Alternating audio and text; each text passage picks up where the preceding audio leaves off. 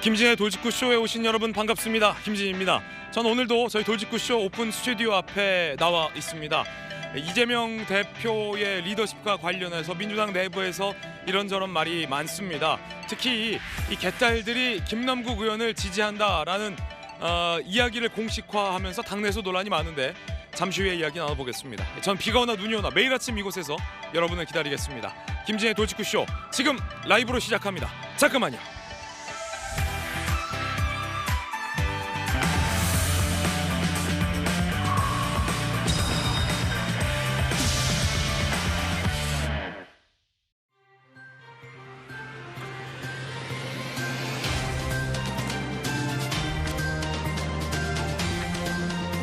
신문 읽어주는 남자입니다. 여당에서 김남국 의원이 지난 대선 기간 전후로 해서 2억 5천만 원을 인출한 것 아니냐라고 문제 삼았습니다. 400만 원 남짓밖에 현금화한 거 없다. 김남국 의원은 기존에 이렇게 주장했었는데 민감한 대선 기간 즈음 2억 5천만 원 인출했다. 그것도 쪼개기로. 이 의혹에 대해서 과연 김남국 의원 어떻게 해명할지 궁금합니다. 잠시 후에 이야기 나눠보죠. 오늘 조간신문 4가지 키워드 준비되어 있습니다. 첫 번째 키워드부터 살펴보겠습니다. 첫 번째 키워드는 아빠 찬스. 조국 전 장관 국면 때부터 아빠 찬스 논란이 사회적으로 참 얘기가 많았는데 요즘 다시 뜨겁습니다. 함께 보시죠. 선관위의 간부 자녀 채용 의혹 2건 더 늘었습니다. 총 6건 더 늘 수도 있다는 얘기도 나옵니다. 여당에서는 이 정도면 이건 검찰 수사해야 한다. 송봉섭 사무차장의 딸, 김세환 전 사무총장의 아들, 신우용 제주 선관위 상임위원의 아들, 윤모 전 세종 선관위 상임위원 딸 등등등 아들, 딸들 아빠 찬스로 채용된 건 아니냐라는 의혹이 짙어지고 있습니다. 중앙선관위에 일자리를 구한다. 정규직의 일자리, 매우 좋은 일자리입니다. 신의 일자리다 이런 얘기도 젊은 층들 사이에서 나오는데 아빠 찬스를 사용했다면 수사해봐야죠. 이어서 두 번째 키워드 살펴보겠습니다. 두 번째 키워드는 불법 집회. 조선일보 오병 기사인데 얼마 전 광화문에서 이루어진 불법 노숙 집회 윤석열 대통령이 이렇게 얘기했습니다. 민노총의 불법 집회 용납하지 않을 것이다. 법 집행 공직자 보호하겠다라고 강한 의사를 나타냈습니다. 과거 정부가 경찰권 발동을 포기했다라는 비판의 목소리도 냈습니다. 국무회의에서 엄정한 법 집행을 주문했습니다. 국민의 자유와 기본권을 침해하고 공공 질서를 침해했다라는 민노총의 불법 집회에 대한 윤 대통령의 비판의 발언이었습니다. 이어서 다음 키워드입니다. 세 번째 키워드. 코인 신고. 경향신문 사면 기사인데요. 정치권에서 이른바 김남국 방지법에 여야가 목소리를 모았죠. 윤재혁 원내대표는 의원들의 코인 신고 한두 달 내로 시행해야 한다라며 속도전을 주문했습니다. 윤리법 개정안 수정 추진 뜻을 밝힌 겁니다. 야당에서는 국회법 개정에 이미 포함되어 있다라고 거들었습니다. 이 국회법 개정, 특히나 이 김남국 방지법 추진, 저희 돌직구쇼 소속의 여야 의원들이 앞서고 있습니다. 박정아 의원, 이양수 의원 그리고 전재수 의원이 속도감 있게 추진하고 있습니다. 이어서 다음 키워드입니다. 네 번째 키워드, 3차 발사. 한국일보 이명 기사인데요. 오늘이죠. 운명의 날입니다. 진짜 위성을 실은 3차 누리호. 오늘 발사 준비 이상무입니다. 날씨도 좋아요. 우주 550km까지 18분 58초 비행해야 하는 위성이 분리되는 13분 뒤쯤 성공 여부가 판가름 난다고 합니다. 느낌 좋고 상황 좋습니다. 누리호의 성공적인 발사를 기원합니다. 오늘 오후 2시쯤에 몇 시 몇 분에 발사할지 정확한 시간도 나온다고 합니다.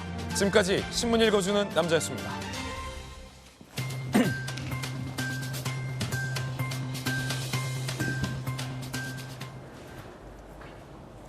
수요일 아침입니다. 오늘 함께하신 분들 소개해드리겠습니다. 김남국 게이트 관련해서 정치권 코인 로비 의혹을 제기한 그리고 이재명 대선 후보의 공동 특보단장 출신의 위정현 게임 학회장님, 바르다 박 선생, 국민의힘의 박정아 의원 나오셨습니다. 민주당의 대통령 후보 박용진 의원, 돌직구시조 좌장, 서울시 부시장을 역임한 김영주 의원 나오셨습니다. 어서 오세요. 440만 원밖에 현금화한 건 없다라는 김남국 의원의 입장은 이미 일찍이 사실이 아닌 것 아니냐라는 논란에 휩싸인 바 있습니다. 그런데 대선을 전후해서 2억 5천만 원을 쪼개기 인출한 것 아니냐라는 의혹도 제기됐습니다. 이 돈 어디로 간 걸까요? 그리고 돈 주인 김남국 의원은 지금 어디로 간 걸까요? 첫 번째 이야기 주제 공개합니다. 대선 전후 현금화, 돈은 어디로 갔고 코인 주인 김 의원은 어디로 간 걸까요? 지금 어디에 있을까요? 2억 5천의 행방. 국민의힘의 윤재욱 원내대표가 2억 5천만 원 현금 어디 갔느냐라고 집중적으로 공세했습니다. 들어보시죠. 김남국 의원은 대선 기간 동안 440만 원만 인출했다면서 스스로 통장 거래 내역을 공개한 바 있습니다. 그런데 실상은 작년 2월과 3월 대선을 전후한 기간에 무려 2억 5천만 원 이상의 코인을 현금화한 걸로 드러났습니다. 이 돈은 어디로 갔습니까? 모두 사실이라면 대선 직전에 자금을 세탁하고 현금을 대량 인출한 이유에 대해 합리적 의심을 가질 수밖에 없습니다. 검경의 수사를 회피하고 증거를 인멸하기 위한 잠적은 아닌지 의심스러운 상황입니다.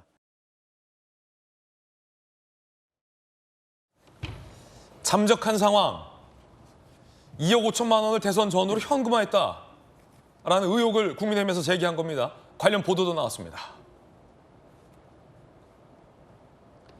440만 원만 인출했다더니 지난해 1월에서 3월까지 440만 원만 인출했다라며 시중은행 계좌 출금 내역 일부를 공개했던 김남국 의원.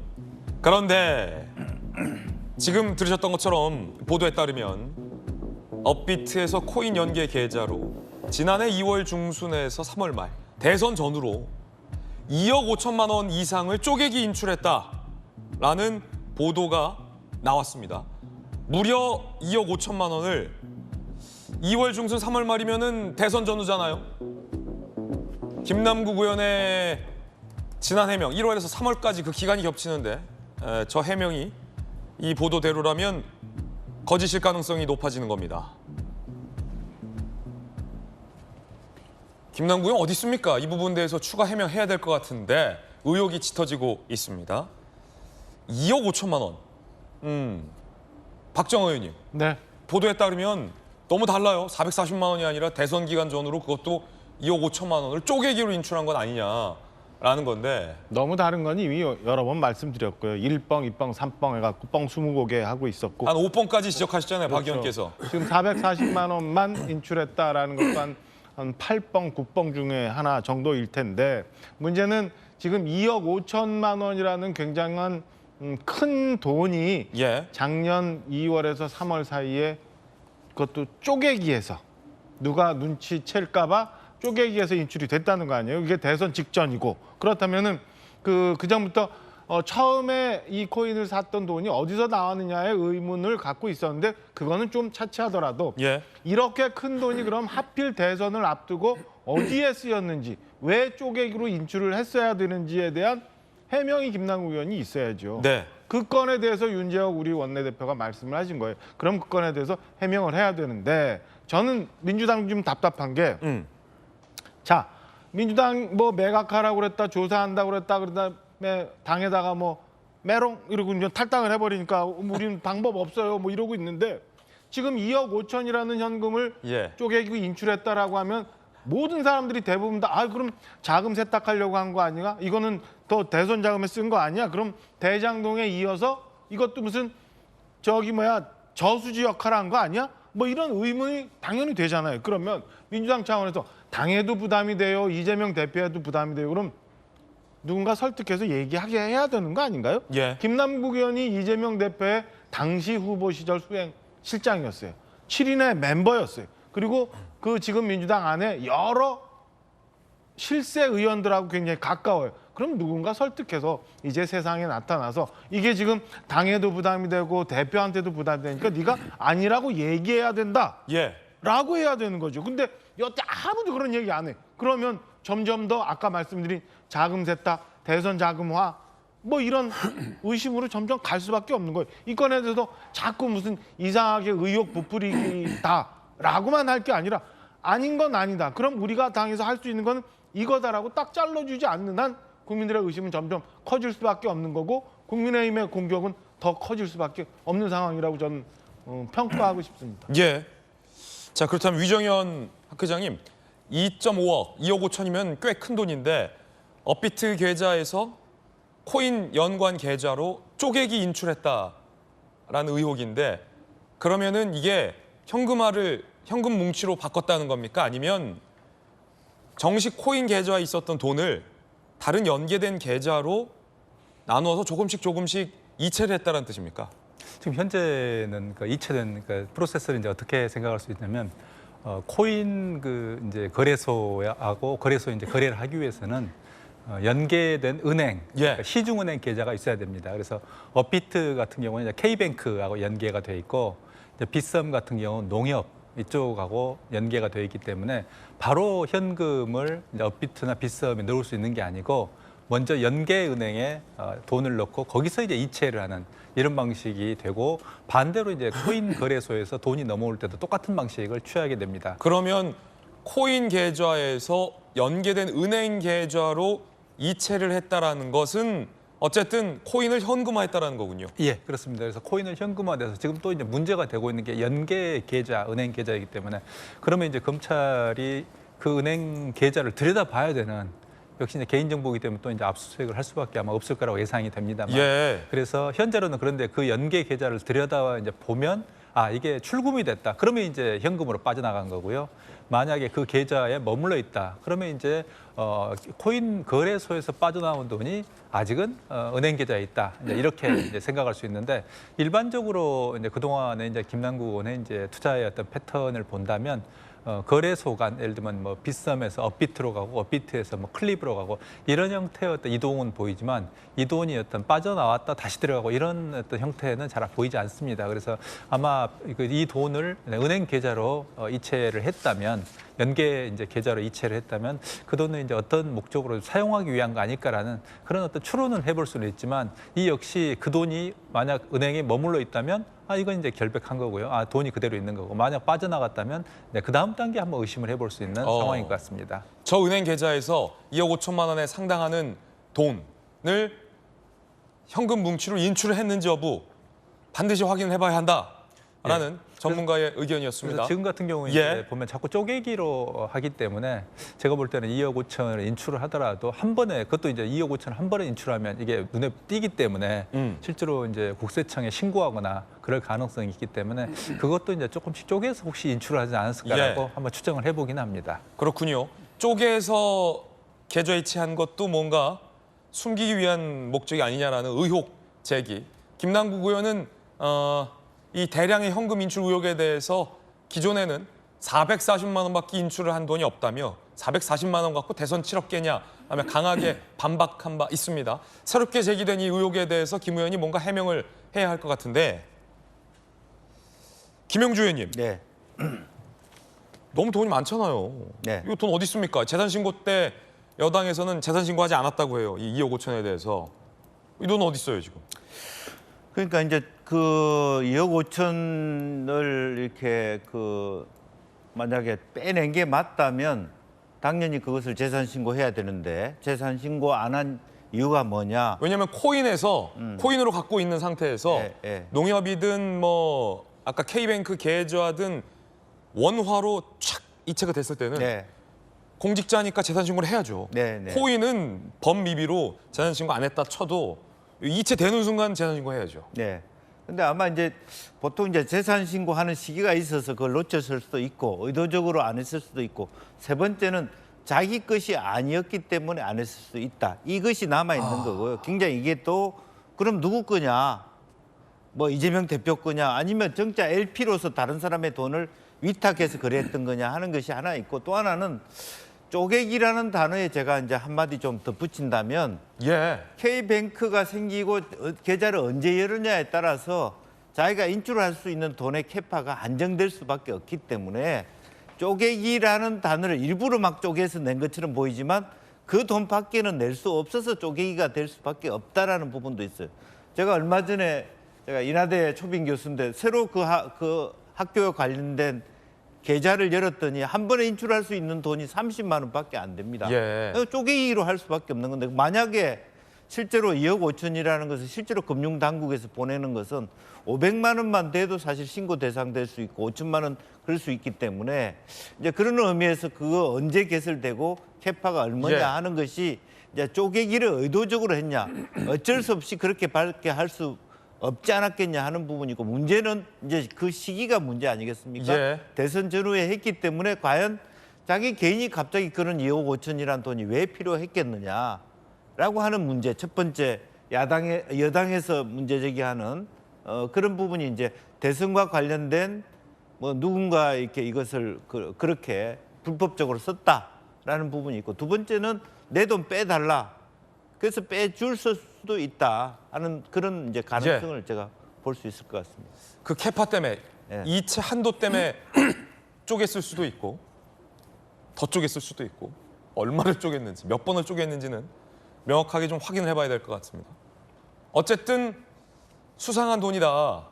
뭔가 해명이 필요한 상황이다라는 거에서는 전문가들의 의견을 같이 하고 있는데 그렇다면 당내에서 민주당 내에서 지도부에게 강한 대처를 요구하면서 소신 목소리를 냈던 박용진 의원님 오늘 모셨는데요.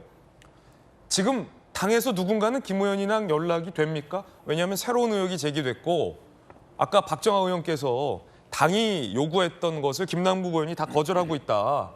현금화하라는데도 안 했고 진상조사 하라는데도 지금 안 하고 자료 제출하는데도 안 하고 있다. 그리고 어디 가서 지금 잠적해 있는 상황이다. 이거를 당에다 메롱하고 도망갔다. 뭐 이렇게 표현을 해주셨는데 당에서 누군가는 연락해야 되는 거 아닙니까? 박용진 의원님? 뭐 아무도 전화 안 받는다면 이재명 대표가 전화하면 받겠죠. 그걸 제가 어떻게 하겠어요? 뭐. 연락 안 합니까? 제가요? 당에서. 글쎄요. 그 당 지도부 중에서 혹시 필요한 확인들을 위해서 연락을 할 수도 있긴 한데요. 민주당의 소속 당원이고 국회의원이었을 때 징계 절차, 조사 절차 이런 부분들에 대해서 잘 지킬 것을 요구했고 그 관련된 자료를 제출하라고 했는데 그게 잘 되지 않아서 비판을 많이 받았고요. 또 민주당에서는 지금 윤리특위에까지 지금 제소를 해놓고 이걸 처리를 어떻게 할 건지를 여야가 지금 협의하고 있으니까요. 그건 좀 지켜봐야 될 것 같고요. 그리고 지금 오늘 그 여러 의혹들을 제기하고 계시는 부분에 대해서 잘 들었고 그 부분에 대해서는 충분히 우리 시청자들과 국민들에게 잘 전달됐을 거라고 생각을 합니다. 제가 여기서 조금은 지연 말단 뭐 이런 걸 하나 좀 지적을 네. 좀 해볼게요. 이거를 보도한 언론사는 이 얘기를 어떻게 알았을까요? 예전에 동아일보가 뭐 특종을 하고 이랬을 때 화장실에 오래 쪼그리고 앉아가지고 기다리고 있다가 의사 만나서 박종철 열사가 강압에 의해서 죽은 거죠. 이걸 확인했었던 그런 방식이 아닐 거 아닙니까?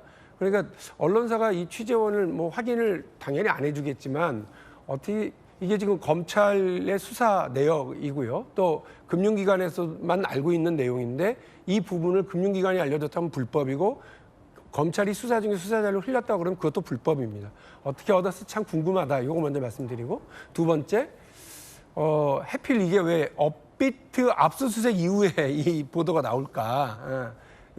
유추 가능한 게 있습니다만 제가 뭐 저도 따로 말씀드리진 않겠습니다. 이렇게 하는 건 아닌 것 같다는 생각이 듭니다. 아까 저기 우리 학 회장님께서 말씀하신 교수님 말씀하신 내용 저 들으면서 그렇네 생각했던 건 업비트에서 코인 연계 계좌로 쪼개기로 막 빠져나갔어요. 거기까지는 확인을 한 것 같습니다. 수사기관이 됐든 뭐 취재를 통해서든. 근데 확인은 했는데 그게 현금화됐다라고 하는 건 없어요. 근데 지금 국민의힘은 어디까지 나갔느냐면 대선 자금까지 나간 거예요. 그러니까 계좌 안에 만일에 머물러 있으면 그걸 어떻게 대선 자금으로 쓰겠어요. 그걸 보증 삼아서 담보 삼아서 다른 현금화했나? 뭐 그건 잘 모르겠습니다만 그 얘기를 너무 쉽게 지금 이야기하시는 건 좀 많이 나간 것 같다. 요 느낌이 들고요. 그리고 이제 또 하나는 우리 국회의원들 매 해마다 재산 신고 하거든요. 제가 뭐 자세히는 모릅니다만 물론 빼고 보내면 그럴 수도 있겠다. 그 본인 계좌에 있는 건 그냥 자동으로 쭉 다 떠요. 본인 계좌에 있는 거 자동으로 다 떠서 그게 보험이든 뭐든 간에 다 떠서 그냥 그대로 그냥 갖다 제출을 하거든요. 다만 재산이 뭐 좀 늘었으면 그 왜 늘었는지를 설명하도록 이제 되어 있는데 이게 이제 본인 계좌라면 당연히 떠서 신고 대상인 거고요. 그 자동 제출이 될 가능성이 많고 본인 계좌가 아니면 뭐 누락시킬 수가 있겠죠, 당연히. 그러니까 이 부분에 대해서는 검찰 수사든 본인 해명이든 있어야 되겠다. 본인 계좌인데 신고가 되지 않았으면 그것도 이상하고 예. 본인 계좌가 아닌데 그 본인 계좌 본인 소유의 업비트코인이 인출돼서 어느 은행 계좌로 금융 계좌로 나왔다 그러면 그건 어떻게 된 거냐? 이건 해명은 하는 것이 당연하죠. 그러나 그것이 현금화돼서 아예 최종적으로 인출돼서 뭐 그 개인 용도로 썼든지 정치 자금으로 썼든지는 아직 모르는 거니까 현금화 됐는지도 모르는 거니까 그 부분에 대해서는 국민의힘이 너무 급발진하지는 않았으면 하는 그런 생각이 듭니다. 그 해분 재산 신고 때 이 2억 5천만 원 재산 신고가 안 된 걸로 지금 드러나고 네, 맞습니다. 있는데 어쨌든 방금 의혹을 좀 해명이 필요하다라는 건데 제가 드렸던 질문 당에서는 김남국 의원에게 연락해서 해명하라라고 요구를 안 하는 상황입니까? 그거를 할 수 있는 뭐 위치가 이제 탈당한 그 무적당원이니까요. 무적당원 이상한 거라니 민주당 당원은 아니니까 뭐 반드시 의무는 아니겠습니다만 사무총장이 보통 그런 예. 관련해서 역할들을 하지요. 그래서 뭐 아마 뭐 친한 의원들도 있을 테고요. 사무총장은 업무상으로라도 일정한 연락은 취하고 있지 않을까 싶습니다. 그러면 연락을 취해서 해명을 하라라고 요구를 해야 한다라는 지적이 많은데 지금 그 해명은 이루어지지 않는 것 같아요. 그 절차는. 예, 그렇죠. 그게 어제 나온 거 아닙니까? 보도가? 이틀 된 것 같아요. 이틀요? 네. 그리고 이제 국민의힘에서 뭐 어제 오늘 이렇게 뭐 문제를 삼고 있습니다만 김남국 의원을 제가 뭐 비판적으로 많이 얘기를 했으니까 약간 편들어주는 얘기를 하면 본인도 얘기한 것처럼 이미 이제 그 수사 단계에 들어섰기 때문에 이거를 뭐 해명하는 것이 본인에게 도움이 되는지 해명하는 거 안 하는 것이 도움이 되는지 사법적으로요. 그런 거는 본인이 판단할 수 있는 권리 있는 것 아니겠습니까? 그 부분에 대해서 당에서 해라 마라 전달은 할 수 있지만 그걸 최종적으로 판단하는 건 본인일 거고 변호사기 때문에 사법적인 절차와 과정에 대해서도 누구보다 잘 알고 있을 거라고 생각을 합니다. 제가 한마디만 김용주 드리면 이제 사실은 이제 K뱅크도 시중은행 아니겠습니까? 그렇게 보면 국회의원들은 당연히 한 달에 한 번, 두 달에 한 번씩 금융기관을 다 뒤집니다. 국회의원 계좌를. 의도 중에 하나는 그러면 그 시기에 2억 5천에 되는 코인을 팔아서 자기 은행 계좌에 넣었다는 얘기잖아요. 그러면 그건 사실은 2억 5천이 드러난 것을 별도 신고하지 않더라도 금융당국이나 선관위가 알기 때문에 자기가 해명을 하라고 요구를 해요. 의원들한테. 이제 그런 부분에 있어서도 실제적으로 그런 의혹에 대한 답을 하기 어려워서 돈을 빼냈을 수도 있다. 의혹 하나는. 저는 그런 어떤 그러니까 계기, 동기로서의 갑자기 당신이 무슨 돈이 갑자기 계좌에서 2억 5천이 들어왔냐. 그런 해명이 어렵다고 봐서 그걸 쪼개기 형태든 어떤 형태든 그것을 감추기 위해서 돈을 빼냈을 수도 있다. 그렇게 하나 더 예. 붙이고 싶습니다. 자, 박정호 의원님. 대체적으로 이제 민주당에서는 뭐 탈당했는데 그러니까 어떻게 할 수 없냐 하고 또 김남국 의원 방어권 얘기가 좀 많이 나와요. 납득할 수가 없는 설명이죠. 사실은 뭐 박영준 의원님 열심히 말씀 주셨지만은 김남국 의원을 옹호하는 발언들이 당내에서 나오잖아요. 우리가 조금 이따가 뭐 얘기하겠습니다만 정청래 최고 같은 경우도 옹호하고 있고 다른 의원들도 많이 옹호하는 의원들이 있어요. 그 의원들은 김남국 의원하고 생각이 어느 정도 비슷하니까 그런 얘기 할 거 아니에요. 그럼 그런 의원들이 설명을 해줘야지. 자, 박영준 의원님 말씀 주신 거에 국민의힘이 왜 이렇게 대선 자금까지 너무 막 나가느냐 얘기하는데 막 나갈 수밖에 없는 상황이 돼버렸잖아요. 자, 대선을 앞둔 작년 2월, 3월에 쪼개기로 어디 출처가 모르는 돈이 김남국 의원 명의의 코인으로 왔다가 김남국 의원 코인 속에서 이만큼 뻥튀기가 됐고 그 돈이 쪼개기로 어디든가 인출이 됐는데 어디 갔는지 안 보인다. 그러면은 일반 국민들도 당연히 저건 대선 때 뭐 쓰려고 했던 거 아니야라는 합리적 의심을 당연히 할 수밖에 없는 거고 이런 합리적 의심이 점점 간다면 당을 사랑하는 사람, 이재명 대표를 아끼는 사람이라면 김남국 의원한테 설득해서 야 이게 당이 이렇게까지 가고 있고 이재명 대표가 이렇게 위험한 순간까지 가니까 네가 설명해라라고 얘기하는 게 맞는 거 아니에요? 그거를 나 몰라라 아니 뭐 이거는 할 수 없는 일이에요 탈당했기 때문에 라고 얘기하는 거는 저는 납득하기 어렵고 이게 국민의힘이 몰아가는 거다라고 얘기하는 거는 오히려 중심을 흐트러뜨리는 거다라는 생각이 들고요. 첫 번째 먼저 말씀하셨던 자 어떻게 이거를 알고 국민의힘이 얘기하고 보도는 어떻게 나왔느냐 맨날 이렇게 말씀하시고 그 전에도 그런 얘기 많이 해요. 뭐 무슨 의혹이 터지고 나면 아 이건 보도가 이상해 또 혹시 검찰이 뭐 이런 의심하는데 그 의심은 요만큼 차체 나중에 보자고요. 있을 수도 있는 일이라고 봐요. 그건 나중에 잘잘못을 따져서 만약에 누군가 검찰이 이런 걸 의도를 갖고 흘렸다라고 벌 받아야죠. 그런데 누가 흘렸건 아니면 어떻게 취재가 됐던 보도가 됐건 2억 5천원이라는 현금이 쪼개기로 인출해서 어딘가 없어졌다는 사실이 출처가 불분명하면 없어지는 사실인가요?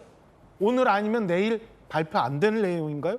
왜 이 본질에 대해서 얘기 안 하고 자꾸 그렇게 흐트러뜨리는지 저는 잘 모르겠어요. 이제라도 민주당을 정말 아낀다면 이재명 대표를 위험해서 좀 구출하고 싶다면 김남국 의원 설득해서 이 돈이 어떤 돈이고 이게 어떻게 쓰여졌고 어디 가 있는지 얘기하라고 저는 설득해야 되는 게 옳은 자세라고 생각합니다. 그리고 자꾸 이 보도 내용 갖고 얘기하기 이전에 있는 사실에 대해서 해명을 하고 국민들의 의혹을 걷어내는 게 우선이라고 생각을 합니다. 여당의 코인게이트 진상조사단에서 마블엑스 코인 발행사를 진상조사를 했는데 소위 그 발행사도 김남국 의원이 사전 정보를 취득하고 자금 세탁 가능성이 있다라는 것에 공감을 했다고 밝혔습니다. 들어보시죠. 마브릭스와 넷마블 대표와 접목해서 방문하셔가지고 상장 정보, 즉 사전 정보를 취득했을 가능성, 또 자금 세탁을 시도했을 이런 가능성에 대해서 같이 공감하면서 내부 감사의 필요성에 대해서 공감하고 지시를 하겠다 이런 말씀들. 김남국 의원이 샀다라는 마블엑스 코인을 발행한 넷마블 사가 여당에 와서 아무리 봐도 김 의원이 사전 정보를 갖고 투기를 한 것 같다. 그리고 자금 세탁의 가능성도 있어 보인다라고 얘기를 했다라는 여당 김성원 의원의 이야기예요. 자, 교수님 어떻게 보십니까? 지금 넷마블의 어떤 반응이 태도가 가장 합리적이라고 생각을 합니다. 지금 위믹스 지금 이제 게이트, 그러니까 위믹스의 의혹과 다른 위메이드하고 다른 지금 입장을 보여주는 거고. 사실 처음에는 넷마블도 없었던 것 같다라고 이야기를 했는데 아마 처음에는 아마 관련자들을 물었겠죠. 혹시 뭐 이런 적이 있습니까라고 물었는데 누가 이야기를 하겠습니까? 그래서 뭐 그런 적이 없다고 이야기하니까 선을 그었는데 그 후에 이제 실제로 뭐 데이터 등등 조사를 해보니까 이건 조금 이상한 것 같다. 그러니까 어떻게 상장 전에 사서 고점에 어떻게 팔았지라는 이제 그런 의문이 이제 생겼기 때문에. 솔직하게 이제 이야기를 하는 거죠. 그래서 이렇게 되면 이제 나중에 어떻게 이제 넷마블은 처리가 될 수 있냐면 검찰 수사 압수수색 등등이 들어오더라도 넷마블이라는 기업 차원의 어떤 결탁이나 어떤 횡령 또는 아니 횡령은 아니죠. 문제는 아니고 정보 제공은 아니고 일부의 직원의 어떤 일탈일 수 있다라는 그런 사실 퇴로를 열어놓은 거거든요. 이제 거기에 비해서 위메이드 같은 경우는 실제로 대표가 자기는 일체 그런 적 없다라고 했기 때문에 퇴로를 닫아놓은 겁니다. 사실은 나중에 이제 검찰 수사에서 다 밝혀지고 압수수색이 들어오면 실제로 자멸할 수밖에 없는 일단 이제 어리석은 선택을 했기 때문에 그런 점에서 본다면 만약에 마블엑스 즉 넷마블 측에서 만약에 지금 현재 이제 여당의 이제 조사가 있습니다만 여당 조사뿐만 아니라 검찰에 적극적으로 협력을 한다면 결국에는 이 사안 자체가 게임업계 전반으로 이제 퍼지는 것을 막을 수 있는 오히려 이제 그들 스스로가 게임 산업을 보호하겠다는 적극적인 의지를 보이고 있는 것으로 그렇게 판단을 합니다. 예, 유정현 학회장님의 어떤 개인적인 견해 들어봤습니다. 그런가 하면 민주당에서 김남국 의원을 강하게 옹호하는 목소리가 나오고 있습니다. 정청래 최고위원 발언입니다. 민주당 지지자들이 민주당 국회의원에게 힘내라고 응원조차 하면 안 됩니까? 근데 그걸 문제 삼아요? 아니, 그것조차 하는 게 안 되는 거예요? 모든 걸 떠나서 아픈 사람한테 힘내세요라고 응원하는 게 잘못된 겁니까? 이재명 대표의 팬 카페에서 김남국 의원을 응원한다라는 공지글이 올라와서 논란이 일었는데 이걸 최고위원인 정청래 최고위원이 강하게 다시 한 번 더 옹호한 겁니다. 김남국 의원 응원하는 게 뭐가 문제냐라는 발언이었습니다. 김용주 의원님 어떻게 보십니까? 뭐 그럴 수 있겠죠. 그런데 이제 우선순위가 잘못된 거죠. 그러니까 사실은 정치라고 하는 그 개념 자체도 다양한 자원 중에서 한정된 자원에서 누가 무엇을 선택하느냐의 결정이 정치입니다. 저런 그릇된 판단을 갖고 있는 정치인이 민주당의 거의 대표하는 최고위원이라는 것이 씁쓸하고요. 무엇이 더 중요한디라고 하는 질문에 대해서 그야말로 사라져서 어디가 있는지도 모르는 그런 김남국을 구하려고 한다는 건 정말 민주당이 정말 썩을 대로 썩었다 그런 부분이고요. 저는 그런 의미에서 이재명 정청래 이런 지도부 가지고 다음 총선 치르기 힘들다. 과감하게 말씀드리고 싶습니다. 김용주 의원님의 개인적인 저 개인적인 의견입니다. 돌직구 예. 발언이었습니다. 자, 박용진 의원님. 이재명 대표가 애초에 그 쇄신의총, 긴급의총 이후에 이재명 대표가 김남국 의원 윤리위에 제소하지 말라라고 반대했던 거 아니냐라는 경향신문의 단독 보도 의혹 제기가 있었잖아요. 그것, 그리고 윤리위 제소가 늦어진 것, 그리고 이 대표의 팬카페에서 김 의원을 옹호하고 문제없다라고 하는데 이 대표 측에서 그럴 수도 있는 거 아니냐라는 반응, 거기에 최고위원, 지도부인 정청래 의원의 옹호, 이런 것들이 겹쳐지면서 내심 지금 민주당 지도부가 김 의원을 옹호하는 거 아니냐라는 당내의 분위기 이런 게 있습니까? 아쉬운 건 저 같으면 그랬을 거예요.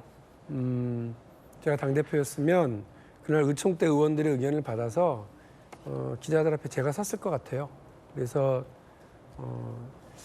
김남국 의원은 뭐 대학 후배이고 아끼는 정치인이고 또 지난 대통령 선거 기간 나의 가장 최측근으로 활동하면서 정말 심리적으로 또 여러 측면에서 나를 도와준 사람이다.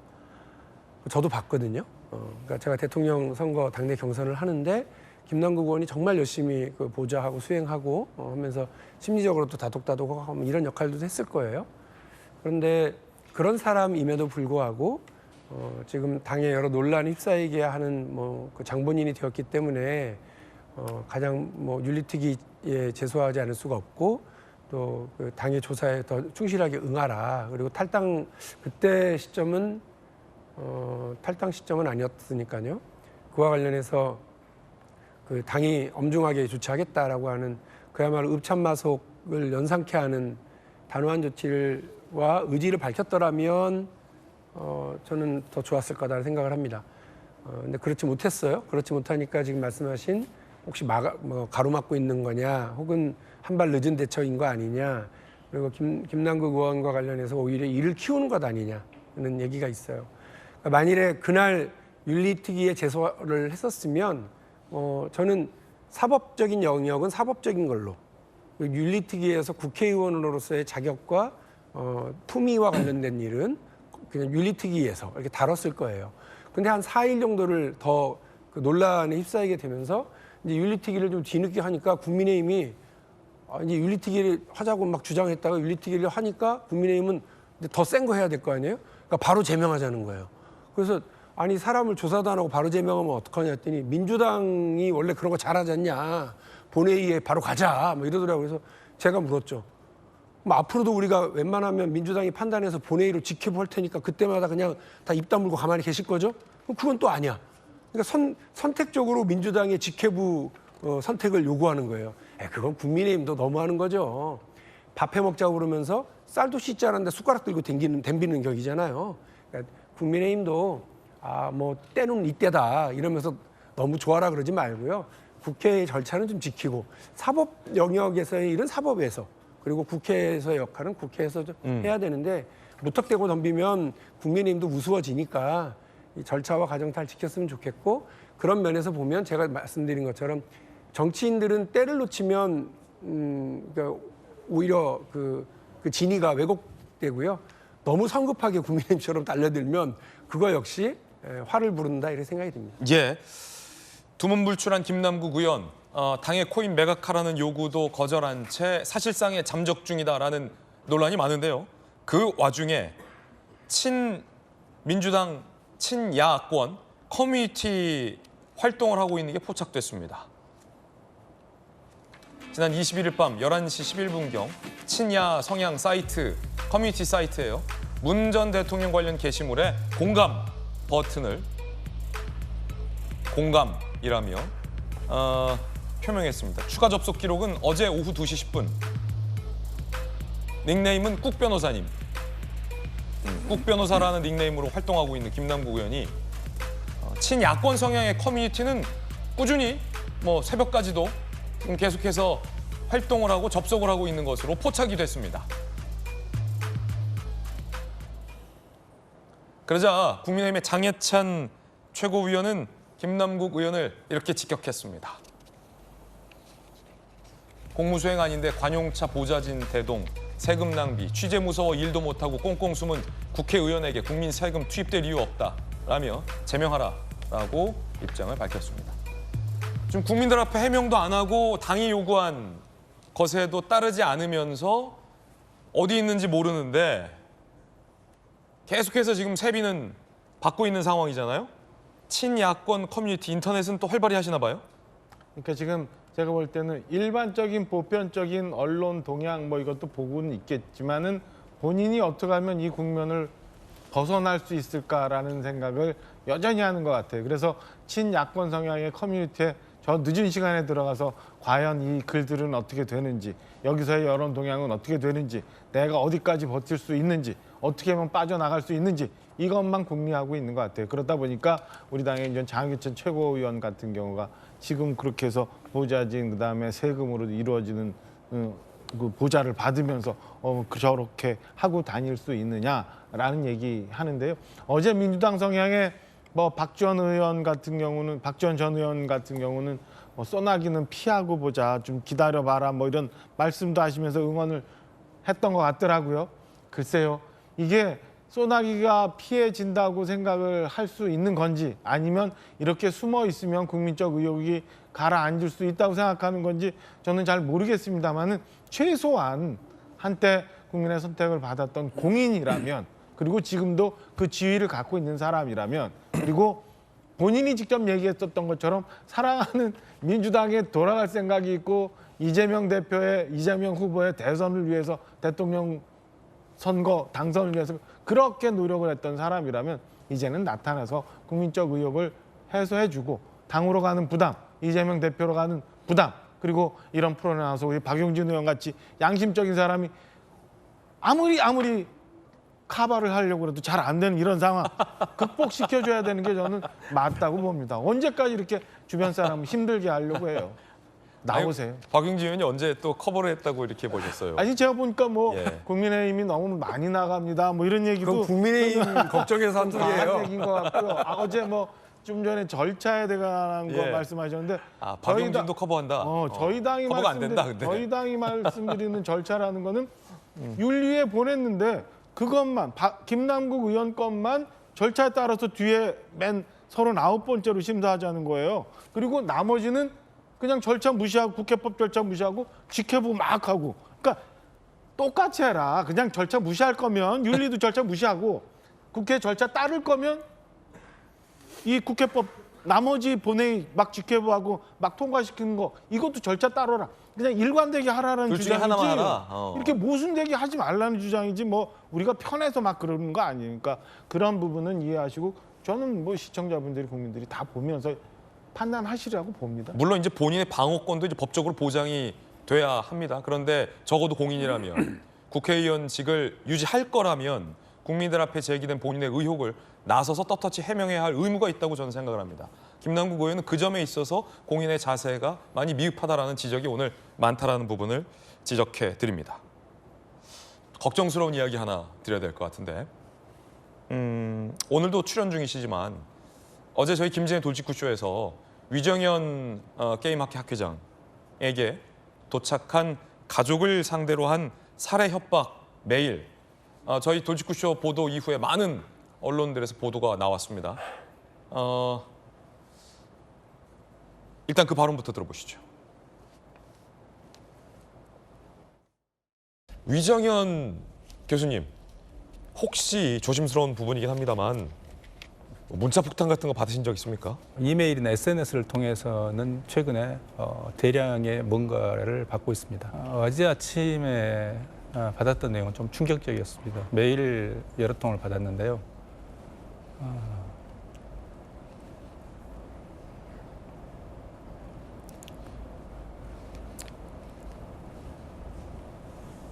예. 저하고 제 가족에 대한 살해 협박 메일을 받았습니다. 예. 그러니까 너를 용서하지 않겠다는 메일 내용이었고, 그리고 예. 제 가족도 그냥 두지 않겠다는 그런 살해 협박 메일을 받았습니다.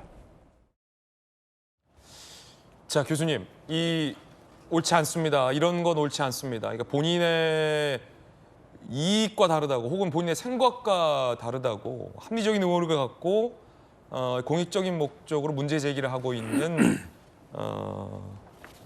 공인에게 이런 식의 가족 살해 협박은 결코 용납돼서는, 우리 공동체에서 용납돼서는 안 될 행위다라는 많은, 저희 보도 이후에 다른 많은 언론들의 이런 지적도 있었습니다만 누가 보냈는지는 아직 단정할 수 없습니다. 교수님도 단정하지 마십시오. 저희 방송에서. 혹시 뭐 경찰에 신변보호 요청이나 이런 걸 하셨습니까? 예, 사실 그 전에 어제 이제 방송에서 제가 조금 이렇게 시청자분들을 좀 불편하게 해드린 건 아닌가 좀 걱정을 했습니다. 왜냐하면 저는 학자이기 때문에 그렇게 이제 감정적으로 동요를 잘 하지 않습니다만 이제 최근에 특히 저는 이제 이 게임 산업이 사행성, 도박성으로 물들면 안 되겠다라는, 결국 게임 산업과 저는 이제 어렸을 때 함께 정말 고락을 함께 온 동지, 그 이상의 관계입니다.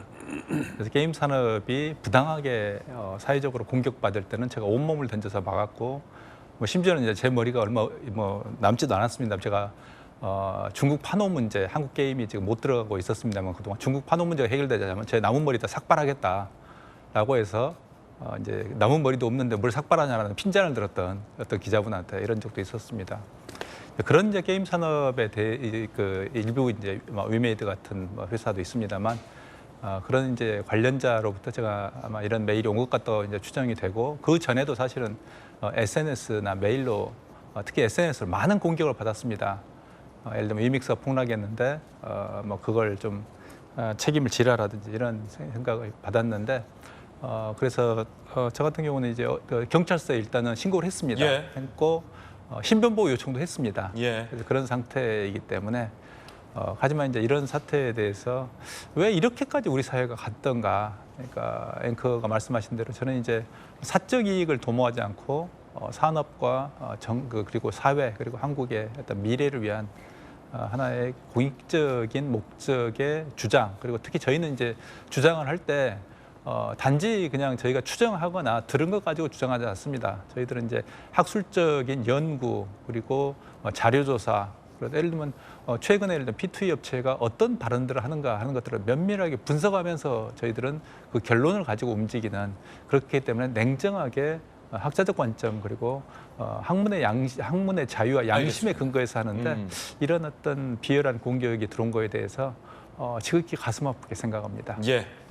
경찰에 신변보호 요청을 하셨다고 하니까 그나마 좀 다행입니다. 왜냐하면 어제 저희 돌직구쇼에서 이런 내용이 처음으로 보도가 됐고 많은 분들이 또 걱정을 하고 있기 때문에 추가적으로 질문을 드렸습니다. 저희 돌직구쇼에서는 이 게임 학회의 의혹 제기, 그리고 그로 인한 검찰의 수사 내용, 그리고 거론이 됐던 게임 업체들의 반론도 같이 모두 다 보도를 해드리고 있습니다. 제기된 의혹에 대해서는 검찰 수사가 진행되고 있는 만큼 수사 결과를 좀 지켜봐야 한다라는 말씀도 거듭 드리겠습니다. 그런가 하면 이 민주당 내부의 청년 정치인들이 김남국 사태를 비판하며 지도부에 조금 더 성의 있는 자세를 요구한 바 있습니다. 그러자 강성 지지자들이 이 청년 정치인들을 괴롭히고 있습니다. 카톡 감옥, 괴롭힘 얘기도 나오는데 민주당 강성 지지자들이 김남국을 비판하고 당 자성을 촉구한 청년 정치인들을 갑자기 단체 채팅방에 초대해서 욕설을 합니다. 당신이 뭐 사람 XXON 듣보잡이냐, 당신이야말로 나가지 누구 보러 나가라냐, 뭐 가장 좀 순화된 표현들만 모아보면 이렇습니다. 선거 전 열심히 하겠다더니 이게 믿음에 대한 대가냐라며 괴롭힘이죠, 일종의. 양소영 전국대학위원장, 저뿐만 아니라 시도당 대학생 위원장도 무분별하게 초대돼 욕설을 듣고 있다. 당에서 적극적 조치를 취해줬으면 좋겠다라고 계속해서 얘기를 하고 있습니다. 욕설 문자를 보낸 당원이 처음으로 제명이 됐다는 소식도 있습니다. 비명계 의원들의 욕설, 폭언 등 지속적 문자 폭태 보낸 당원 A씨를 제명 조치했습니다.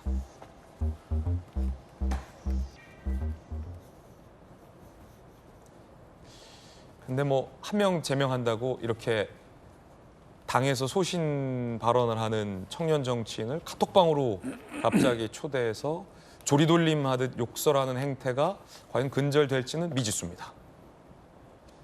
민주당의 중진 의원인 이상민 의원은 이재명 대표의 총선 공천 얘기를 꺼내들었습니다. 뭐라고 밝혔을까요?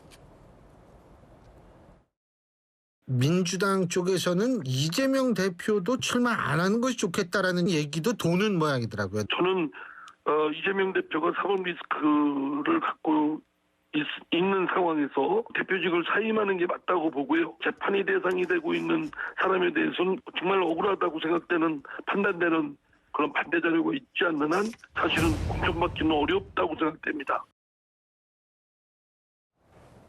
예, 이번엔 저희가 준비한 두 번째 이야기 시작하겠습니다. 주제 만나보시죠.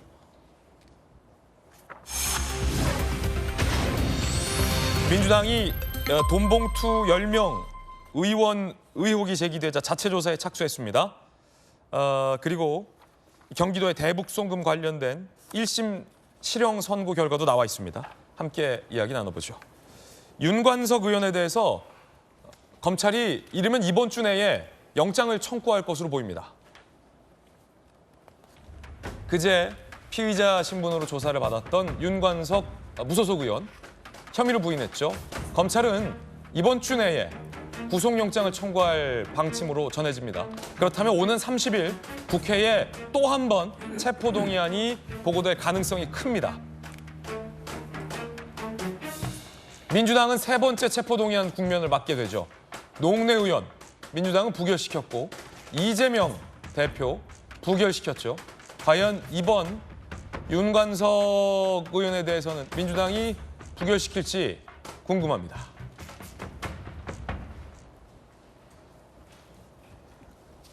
물론 윤관석 의원은 억울하다라는 입장을 유지하고 있습니다. 의원들에게 돈을 주라고 지시 권유 전달한 사실 없다.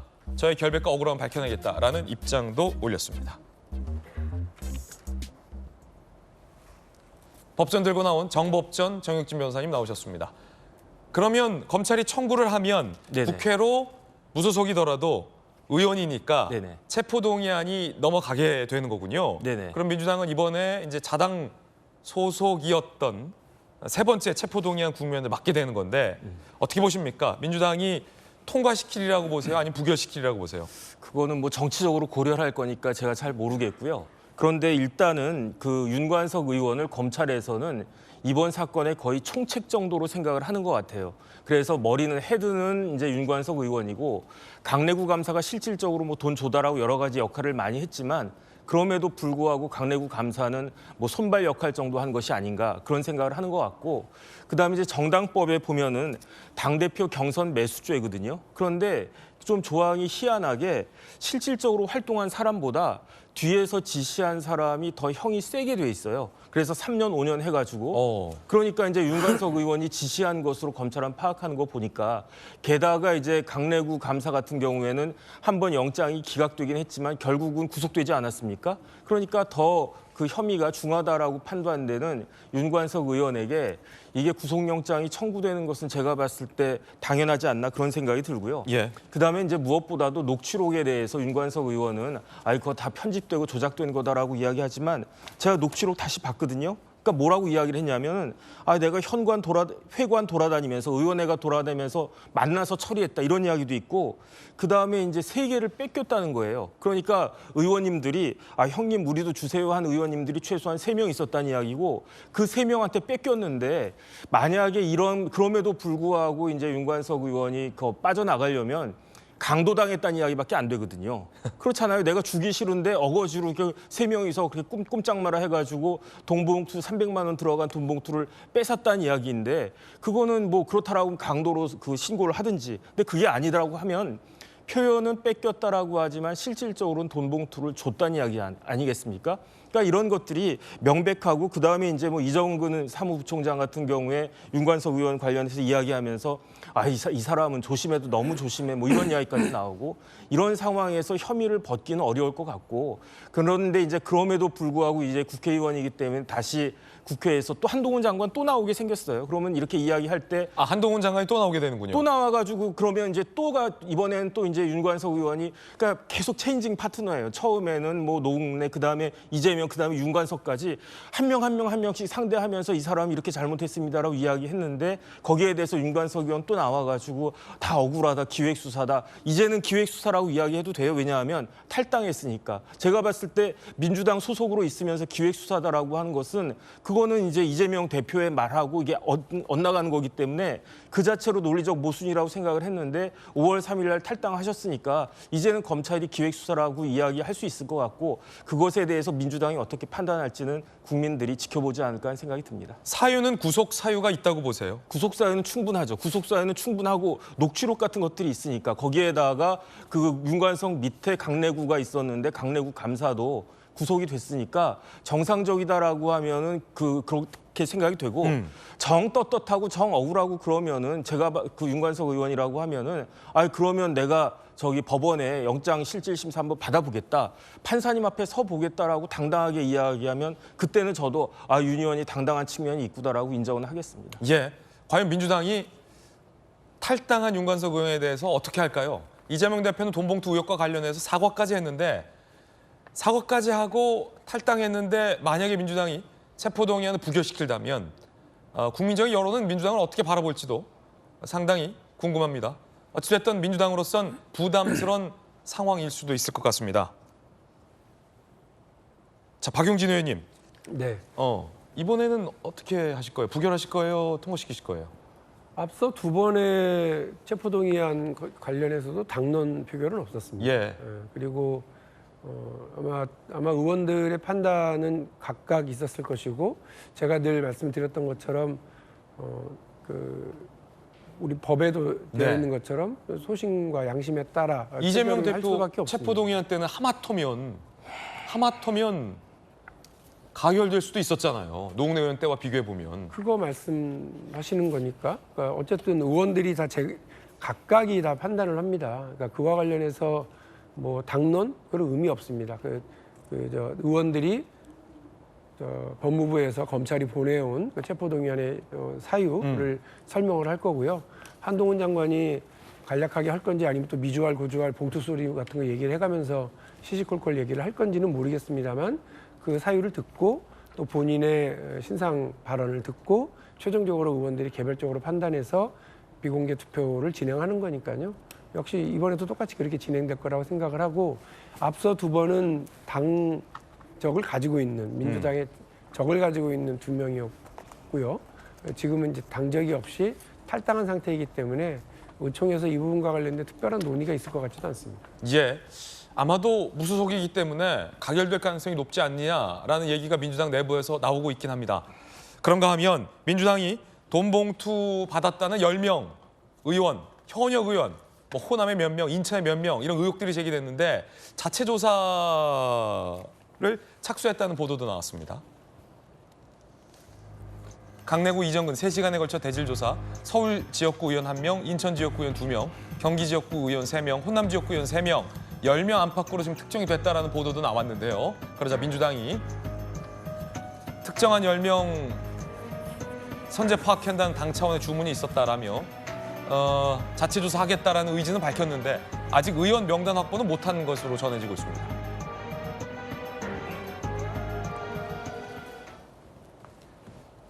그 앞서서는 돈봉투 의혹 관련해서 당이 사실 조사할 수 있는 게 없다라며 이재명 대표도 자체 조사는 좀 안 한다라는 거였는데 또 기류가 좀 바뀐 건가요? 또 그렇다고 하면서도 아직 의원 명단은 확보 못했다라고도 또 하니까 언제 조사할지는 또 모를 일이고 어떻게 보세요? 글쎄요, 뭐 선제적으로 한다고는 하지만은 결과적으로는 그것은 의원들 스스로가 자백하는 형태가 될 수밖에 없는 것이고 그렇지 않다면 뭐 법사위라든지 다른 경로를 통해서 그런 리스트를 받아야 된다는 차원인데요. 그런 역량이 과연 역량과 의지가 민주당 안에 실제로 있는 것인지 그렇지 않고 의원 개별이 스스로 이렇게 특정돼 있으니까 서울에서 1명, 뭐 경기도에서 3명 스스로 입을 열어라 하면 어떤 의원이 입을 열겠습니까? 물론 일부 그중에 한두 명 정도는 스스로 자백하는 의원들 생기겠습니다만 결과적으로는 현실적으로 당에서 조사는 사실은 기대하기 힘들지 않겠나 그렇게 제가 느껴집니다. 그렇군요. 해당 의원들은 만약 의혹이 제기됐을 때 부인할 수도 있는 상황인 거고 일단 그 의원들이 누구인지 당이 아직 파악하지 못했다고 하니까 그것도 또한도 논란이 되겠군요, 나중에. 검찰은 돈 봉투를 받았다라고 보이는 지역 상황실장 등을 특정 중이다라는 보도도 나왔습니다. 민주당과는 다르게 검찰은 지금 수사의 속도를 올리고 있어요. 2021년 전당대회 당시 송영길 캠프 서울 지역 상황실장 자택을 압수수색했어요.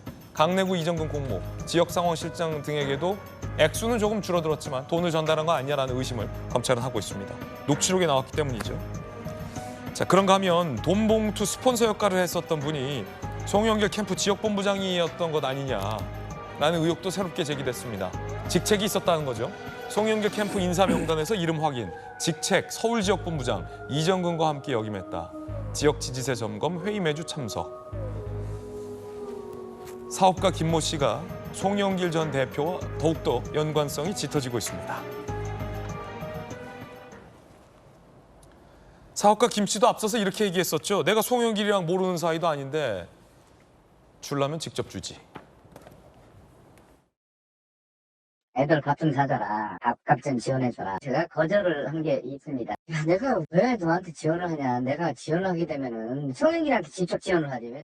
내가 송영길을 모르는 사이도 아닌데 친분은 없고 압니다. 내가 누군지 알고 저도 걔가 누군지 알고. 검찰 수사 상황 좀 더 지켜보겠습니다. 이게 10명의 현역 의원들이 누군지 과연 해당 의원들은 본인에게 제기된 의혹에 대해서 어떤 입장을 밝힐지 민주당은 무더기로 현역 의원들의 이름이 공개됐을 때 어떤 조치를 취할지 이재명 대표는 대표의 리더십과 관련해서 대표직을 수행할 수 있을지 뭐 여러 가지 궁금한 것들이 많습니다. 조금 더 지켜봐야 될 것 같습니다.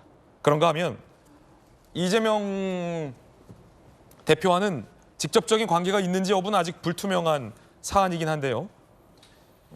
이화영 전 경기도 부지사와 김성태, 쌍방울 김성태 전 회장이 공모하여 북한에게 불법 돈을 송금한 건 아니냐라는 의혹과 관련해서 이 돈을 전달한 역할을 받고 있는 안부수, 아태협의 안부수 회장에게 1심 재판부가 실형을 선고했습니다. 안부수 아태평야교류협회 회장, 김성태 전 쌍방울 회장과 공모하여 5억 북한에 돈을 줬다라는 의혹과 관련해서 1심 징역 3년 6개월을 선고했습니다. 증거인멸 교사 혐의는 무죄입니다. 북한에게 로비 자금 건넨 것이 인정된다라고 재판부가 밝혔어요. 대북 사업 필요성을 감안하더라도 법치주의에 근거해야 한다라며 엄하게 1심은 불법을 단죄했습니다.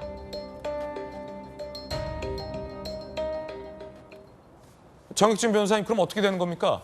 어쨌든 안부수 회장이 김성태 회장과 줬다라는 북한에 네네. 그 돈은 너무나도 불법이다. 있어서는 안 될 일이다라고 1심 재판부가 단죄를 한 거잖아요. 네네. 이제 남은 건 검찰이 지금 수사하고 있습니다만 이걸 원래 이제 경기도가 주기로 한 돈을 대납해 준 거냐라는 의혹을 규명해야겠군요. 제가 봤을 때 이건 오픈 게임인 것 같고요. 더 큰 그 메인 게임은 지금 기다리고 있는 것 같다. 왜냐하면 이화영 부지사가 경기도 부지사로 취임한 게 2018년 7월이에요. 2018년도에 그 지방선거 있지 않았습니까? 이재명 당시 성남시장이 경기도지사가 돼서 7월 달에 이재명 그 이화영 씨를 그 부지사로 취임을 갖다 시켰는데 이화영 부지사가 취임하자마자 어디를 갔냐면 북한을 갔어요. 10월 달에. 10월 달에 가서 누구를 만났냐면 김영철을 만났는데 김영철을 만나가지고 앞으로 대북 사업 관련된 경기도 창구는 안부수로 하겠다라고 이야기를 했대요. 그게 나왔거든요. 그리고 난 다음에 안부수가 2018년 같은 해 12월 달하고 1월 달에 그 중국을 계속 가가지고 거기서 이제 북한 사람들 만나서 그 미화로 21만 달러 한 2억 얼마, 그 다음에 180만 위안 한 3억 정도 해가지고 5억 조금 넘는 돈을 이제 북한에 전달했다라고 했는데 지금 더 중요한 건 뭐냐면 스마트팜이거든요. 스마트팜은 이게 뭐 5억짜리가 아니고 500만 불짜리잖아요. 2019년 1월하고 3월 달인가 그때 1월하고 4월 달에 200만 불, 300만 불에서 500만 불 갔는데 제가 봤을 때 요번에 이제 판결 선고 난 이 돈하고 스마트팜 비용은 다른 돈인 것 같고 그다음에 더 큰 문제는 뭐냐면은 이재명 대표 방북 비용 처음에 북한에서 500만 불 달라고 했다가 깎아가지고 300만 불 줬다고 하지 않았습니까? 그러니까 더 큰 문제들이 딱 그 있는 건데 제가 봤을 때는 지금 안부수 그 회장은 굉장히 좀 그 낙담이 있을 거예요. 왜냐하면 검찰에서 구형을 4년 했거든요. 그러면 4년 하면 한 절반 정도 나오면 한 2년, 잘하면 집행유예까지도 바라볼 수 있겠다라고 생각했을지 모르는데 3년 6개월이 나왔으니까 이거는 이례적으로 좀 강하게 나온 것 같고 그다음에 이걸 통해 가지고 기본적으로 이제 대북 관련된 여러 가지 또 그 이것저것 또 나오지 않습니까? 국정원 문건 같은 것들 이런 것들 보면은 지금 그 오픈 게임에서부터 지금 심상치 않다는 생각이 들고 있을 것 같고 그 이화영 그 부지사는 굉장히 긴장하고 있지 않을까 하는 생각이 듭니다. 이 쌍방울의 대북 송금 관련된 사안 국정원도 당시에 파악하고 있었다고 하는데 수사기관이 국정원을 최근 압수수색했습니다. 압수수색에서 얻었던 문건에는 뭐라고 쓰여 있을까요? 대북송금 국정원 압수수색서 2급 기밀 문건을 확보했습니다. 국정원 직원의 보고서는 이렇습니다. 이화영, 북한의 스마트팜 조성 사업비 50억 원을 주기로 약속했다. 지켜지지 않아서 북한의 김성애가 공경에 처했다라는 사실을 확인했다라고 국정원에도 보고서가 돼 있는 겁니다. 지원 약속은 김정은에게도 보고됐다라고 국정원의 리포팅에는 적혀 있는 것으로 전해지고 있습니다. 약속 안 지키자 북측이 200만, 300만 달러라도 먼저 지원해달라고 했다라는 안부수 회장의 진술도 국정원의 내부 보고서에는 기재가 돼 있는 것으로 전해지고 있습니다. 김성애가 북한이 왜 이렇게 그때 당시에 난리를 쳤는지 김정은에게도 보고가 됐었던 사안이기 때문에 그랬군요. 검찰에서는 결국 이화영이 주기로 한 그 돈, 쌍방울이 대신 줬다. 그리고 그 돈은 대북 송금은 불법이다 라고 1심이 인정한 것이다 라고 보고 있습니다. 물론 아직 법원은 경기도가 주기로 한 돈을 이 쌍방울이 대신 줬는지에 대해서는 아직은 판단하지 않았습니다. 김영주 의원님. 네. 국정원의 보고서는 신변잡기 찌라시가 아닙니다. 그렇죠. 다들 아시다시피 정확히 명확한 내용 그리고 이 대북 동행 관련해서 의미가 있다라고 생각하는 것만 국정원의 분석 요원들이 보고서를 작성하는데 이화영이 당시에 전면에 나서서 북한의 스마트팜 사업하고 돈 주기로 했다라는 걸 김정은에까지 보고했군요. 네, 아마 이제 2018년부터 2020년까지는 트럼프, 김정은이 상당히 싱가포르 또 결과적으로는 이제 하노이까지 여러 가지 어떤 부품 꿈을 안고 말하는 비핵화에 관련된 여러 가지 논의를 했던 부분이기 때문에 경기도뿐만 아니라 각 지자체가 대북 관련된 사업을 하고 싶어 했던 뭐 그런 흐름들은 분명히 있다라고 하는 건데요. 문제는 지금 불법성입니다. 그러니까 아까 재판에서 나왔습니다만 결과적으로는 그와 같은 부분을 통일부라든지 국정원과 면밀하게 협의하면서 속도 조절을 하면서 한 게 아니라 뭔가 이렇게 이재명 당시 지사가 좀 조급한 마음이 있었던지 먼저 치고 가려고 했던 부분이라든지 혹은 여기서 또 하나 이제 결과적으로 이화영이라고 하는 평화부지사를 통해서 말하자면 이제 여당 그 당시에 여당에 힘 있는 뭐 이렇게 그 힘을 빌려서 선제적으로 대북 사업을 하고자 하는 의지는 있었던 것 같습니다. 근데 문제는 그와 같은 그 어차피 도가 돈을 주더라도 도의회가 핵심적으로 통과돼야 되는 그 과정을 너무 무리하게 속도를 조절하지 못하면서 의회가 반대했죠. 예, 약속을 지키지 못하는 꼴이 되었고 결과적으로 약속을 못 지켰으면 미안하다라고 틀고 나왔어야 되는데 무리하게 지금 아직까지 의혹 단계입니다만은 어떤 형태로도 줄게 이렇게 하다 보니까 실제로 공식적인 프로토콜과 거리가 멀고 불법적인 또 안부수 회장이나 여타의 사람들한테 피해를 주는 형태로 파국적 단계를 맞았다. 저는 그렇게 봅니다. 예. 자, 검찰의 의심이니까 아직은 수사 단계 좀 지켜보겠습니다. 그런가 하면 이화영 전 부지사 측은 반박하고 있습니다. 그거는 쌍방울이 준 돈이지. 경기도 이화영이랑은 아무 관계없다는 겁니다. 대북 송금 문제에 대해서도 쌍방울이 뭐 자체적으로 북한과 계약을 하고 협약을 맺고 해서 투자하고 거기에다가 뭐 지급한 돈이다. 경기도와는 관계없다. 이화영 부지사도 아는 내용이 없다. 자, 이번엔 저희가 준비한 다음 순서입니다. 뜨거운 소식 두 가지 엄선했는데요. 오늘 뉴스 정말 뜨겁습니다. 첫 번째 소식부터 공개하죠. 중앙선관위의 자녀 채용 의혹과 관련해서 의혹이 짙어지고 있습니다. 당초에 알려졌던 것보다 더 많은 채용 건수들이 추가되고 있는데 아빠 찬스 아니냐라는 의혹이 국민들 사이에 강하게 제기되고 있습니다. 선관위 간부 자녀 채용 추가로 드러났어요. 송봉섭 사무차장의 딸, 김세환 전 사무총장의 아들, 신우용 제주 선관위 상임위원 아들, 윤모 전 세종 선관위 상임위원 딸, 김모 경남 선관위 과장 딸, 박찬진 사무총장 딸 아들 등이 아빠 찬스로 채용된 건 아니냐라는 의혹이 더 제기된 겁니다. 국민의힘에선 사촌인의 친족이 직무 관련자일 경우에는 상급자에게 신고한다라는 공무원들의 내부 행동 강령도 어겼다라고 지적을 했습니다. 그러자 박찬진 사무총장은 그거 잘 몰랐다, 신고 못했다라고 해명을 했습니다. 국민의힘 의원들은 선관위를 항의 방문했습니다. 그 장면도 살펴보시죠.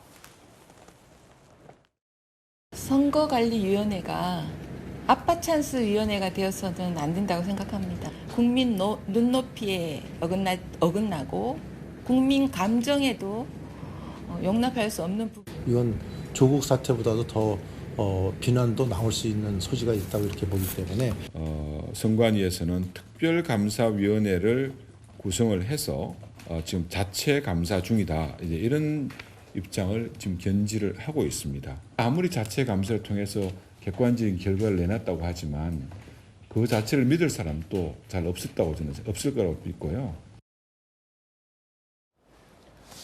자, 박정아 의원님, 네. 일단 해당 당사자들은 의혹을 강하게 부인하고 있어요. 내가 그 선관위에 요직에 있는 때 아들, 딸이 실력이 있어서 이 채용이 된 거지. 채용 과정에서 난 영향을 행사하지 않았다. 불법 채용 아니다. 실력이 있으니까 뽑힌 거다라는 입장이 주로 그런 입장들인데 어떻게 보십니까? 지금 여당에서 집중적으로 이 문제 제기하고 있는데 아들, 딸을 채용할 때 채용 승인도 아버지가 하는 거는 좀 아니잖아요. 그렇게 되면 그렇죠. 이 선관위 안 다니는 걸 일반 아빠들은 뭐가 됩니까? 그러니까 저는 일반인이 생각하는 도덕적 기준에 대해서 선관위에 있는 지금 해명하시는 분들이 못 맞추고 있다고 봐요. 여기 지금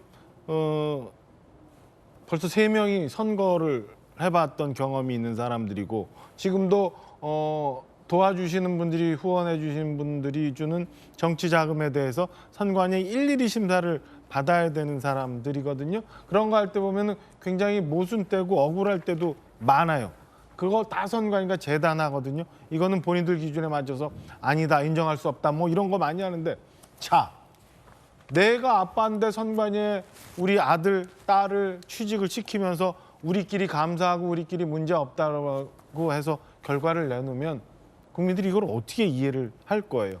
가장 중요한 선거라고 하는 거를 재단하고 도덕적 판단을 하고 있는 선관위에서 이런 식으로 얘기를 하면 아빠 찬스 위원회라는 얘기 나올 수밖에 당연히 없는 거 아니에요? 그리고 좀 전에 특별감사위원회라고 우리 이만희 의원님이 말씀 주신 거 있지만은 본인 스스로들 국민들이 납득할 수 없는 상황으로 가 있다면은 외부로부터 감사를 받아야죠. 감사원에 감사하겠다고 하는데 우리는 독립기관이니까 감사 못 받겠다, 자료도 못 주겠다라고 얘기하는 게 저는 선관위원들이 아까 말씀드린 도덕적 기준, 양심 아니면 공직자로서의 기본적인 자세가 되어 있는지 잘 모르겠어요. 지금이라도 선관위원들은 2명에서 6명으로 늘어난 특별 채용, 특혜 채용 의혹이 있는 이 채용들이 얼마나 더 있었는지, 그리고 외부로부터 자료를 제공해서 감사를 받아서 정말로 문제가 없는지 지금 정리가 되지 않으면 국민들의 불신은 점점 더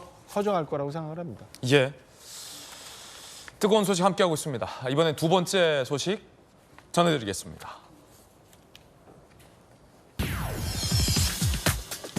민주당의 부천시 의원, 시의회 의장으로 알려져 있는데 동료 의원들을 성추행했다라는 논란이 제기됐습니다. CCTV 영상도 공개됐습니다. 함께 보시죠.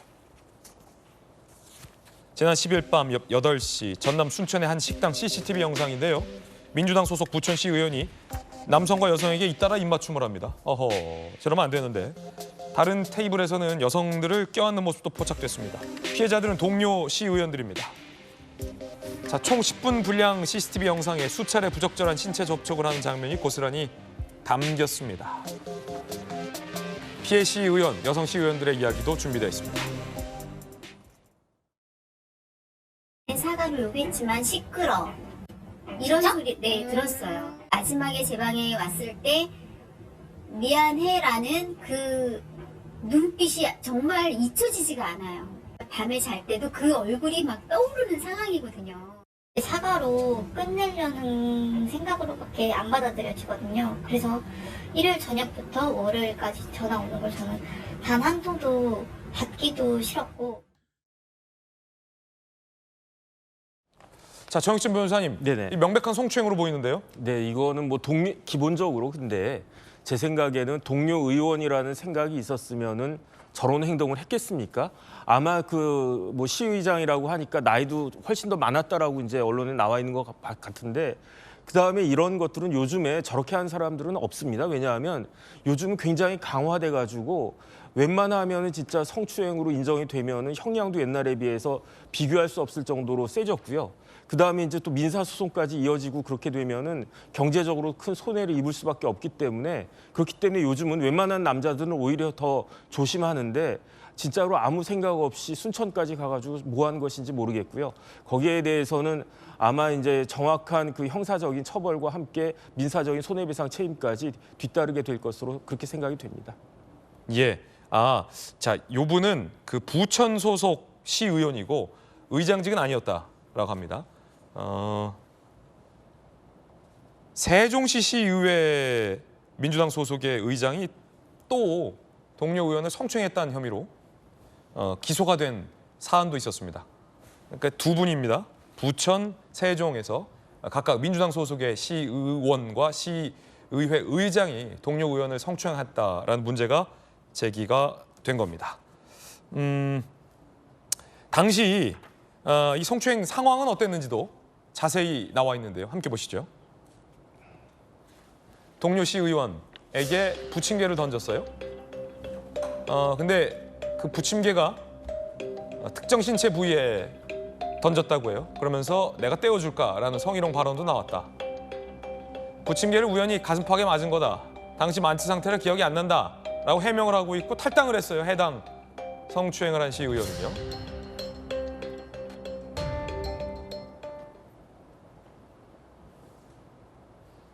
박정호 의원님, 약간 문제 일으키고 탈당하는 게 이제 정확히 설명을 예. 드리면 저게 하루에 일어난 일이 아니에요. 그래요? 부천시의회 의원들과 시의회 사무처 직원들이 한꺼번에 순천을 지금 갑니다. 가서 9일 날 저녁에 지금 저희가 그래픽으로 봤던 국민의힘 여성 의원에게 부침개를 가슴팍에 던지고 그거 내가 떼어줄까라는 성희롱적인 사건이 전날 저녁에 있었어요. 그리고는 그 지금 민주당 시의원은 내가 만취 상태여서 기억이 안 난다라고 하고는 그 다음 날 저녁 회식에 또 저희가 화면에서 보는 저런 일을 또 한 거예요. 입맞춤하고 그 시의회 직원으로 추정이 되는 젊은 직원들한테 등을 막 부비고 목을 조르고 저건 뭐 성추행이 인정이 되느냐 안 되느냐 이전에 제가 볼 땐 거의 뭐 폭행이에요, 폭행.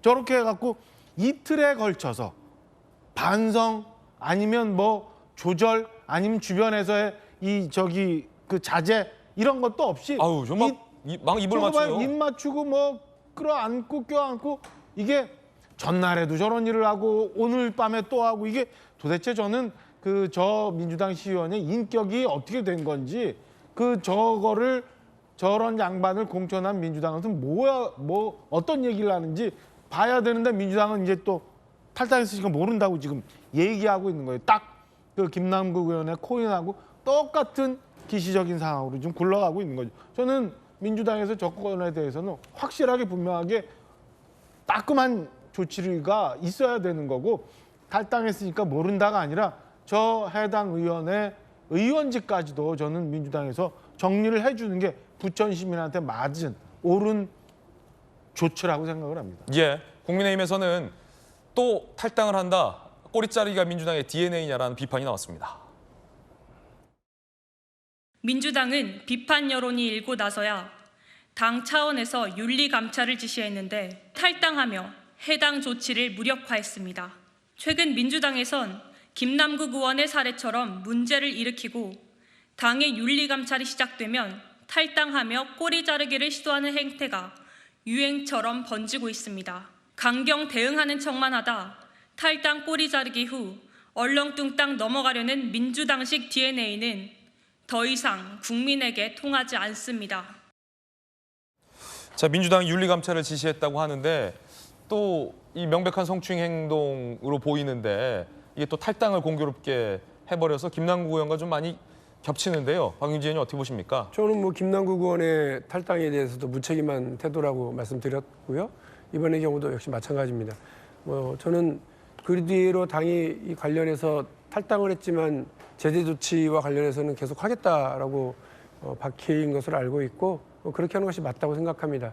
이런 문제는 여야 떠나서요. 민주당 문제니까 세게 이렇게 비판하고 이럴 것도 아니고요. 국민의힘에서도 부적절한 기초의원들, 광역의원들 상황이 있었고 그때마다 깔끔하게 제재 처벌하고 또 사법적으로 죄를 달게 받도록 조치를 취하는 게 공당으로서의 의무라고 생각합니다. 더 나아가서 국회의원들도 마찬가지죠.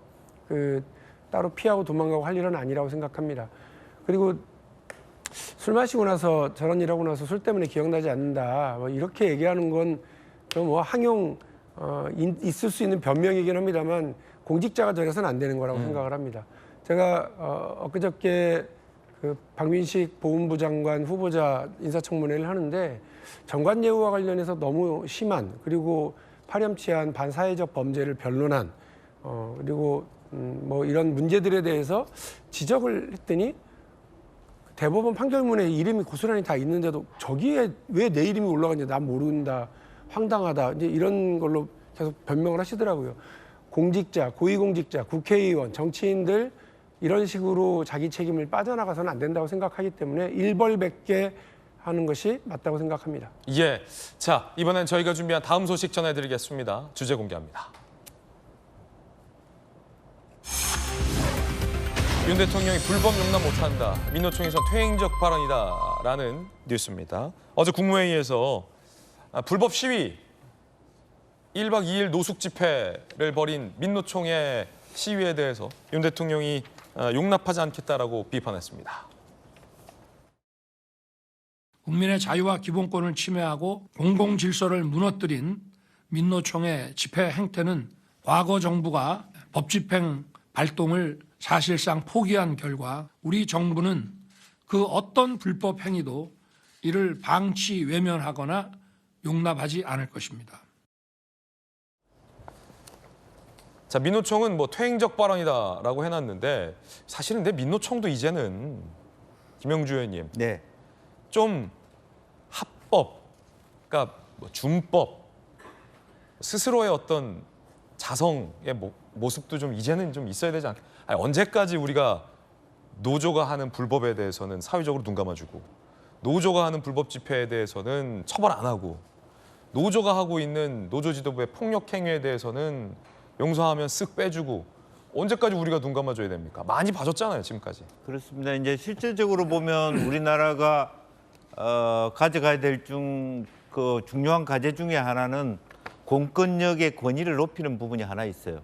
전 세계에 우리나라처럼 파출소에서 난동하고 그런 나라가 어디 있습니까? 저는 뭐 미국, 러시아를 다니면서 앞에 사이렌이 지나가다가 얼쩡거리는 자동차에 대고 곤봉을 쳐서 유리창 깨는 장면도 많이 봤습니다.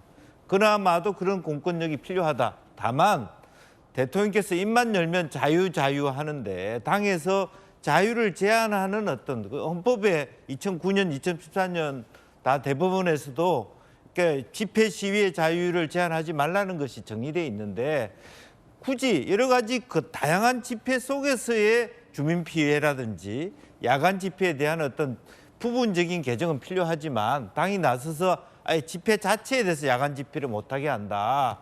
이런 부분들은 좀 오히려 대행되는 느낌이 들고 오히려 실제로 보면 야간 집회에 있어서는 말하자면 집회 데시벨을 높여 저도 지난번에 광화문 왔다가 그 너무 실내에 있으면서도 대화를 못할 정도의 데시벨이 높아서 낮에도 그렇고 밤에도 그렇고 그러면 밤에 하는 집회는 좀 더 공권력 수준을 높인다든지 뭐 무상방뇨라든지 또 집회하는 시간이라고 만약 있다면 엄주를 금하게 한다든지 이런 대안이 있지 않겠냐 그런 게 생각하고 그것을 대통령까지 나서서 이렇게 민노총을 싸잡아서 집회에 대한 얘기를 하는 건 좀 무리다 그런 생각이 듭니다. 예, 정익진 변호사님 어떻게 보십니까? 일단은 집회와 시위의 자유가 헌법에 있지만 하지만 이게 한계가 있는 거예요. 그래가지고 그 집시법에도 그 질서를 문란하게 하는 경우에는 집회 시위의 한계를 넘어서는 거기 때문에 문제가 된다라고 이야기하는 거고요. 민노총에서 야간 집회의 자유가 어디 있냐라고 그 이야기하지 않습니까? 집시법에는 야간 5개 집회는 하지 못하도록 규정이 되어 있었어요. 지금도 있어요. 그런데 그게 헌법 그 재판소에서 헌법 불합치 결정이 나왔기 때문에 그랬을 뿐이지 여기 의원님들 계시지만 의원님들이 의원 그 방기해가지고 그 헌법재판소에서 무조건적으로 야간에 5개 집회를 금하는 게 그 부당하다라고 하는 것이 아니고 일정 정도 이렇게 무작정하는 것이 아니고 일정한 그 상황에 따라 가지고 한계를 지어주라는 건데 그 일을 국회가 하지 않은 거 아니겠습니까? 왜 야간에 5개 집회를 금지하냐면요. 많은 사람들한테 큰 불편을 끼칠 뿐만 아니라 밤중에 많은 사람들이 모여 있으면 불상사가 일어날 수도 있고 범죄가 일어날 수도 있고 그렇기 때문에 세계 대부분의 나라에선 이 부분들에 대해서 그 제한이 가는 거라고요. 그런데 그런 것도 없이 무조건 이렇게 집회를 갖다 할 수 있다라고 이야기하는 것은 아예 뭐 내가 유리창 깨놓고 있건 내 자유다 옛날에 그렇게 이야기하는 것과 뭐가 다른가. 그다음에 지난번 민노총 집회 끝난 다음에 어떤 일이 있었습니까? 그런 것들을 다 일반 시민들이 봤어요. 근데 집회하고 시위하는 그 이유는 뭐냐면은 자신들의 그 요구사항을 건전하게 사람들한테 알리기 위한 건데 그런 면에 있어서 제가 봤을 때는 역효과가 아니었나 그런 생각이 듭니다. 네, 저희들은 60초 광고 보고 돌아오겠습니다. 잠시 후에 뵙죠. 오늘 저희가 준비한 소식 모두 다 전해드렸습니다. 저희들은 내일 아침 8시 50분에 더욱더 풍성한 소식 들고 인사드리겠습니다. 오늘 하루는 분명 어제보다 나을 겁니다. 좋은 하루 되십시오. 고맙습니다.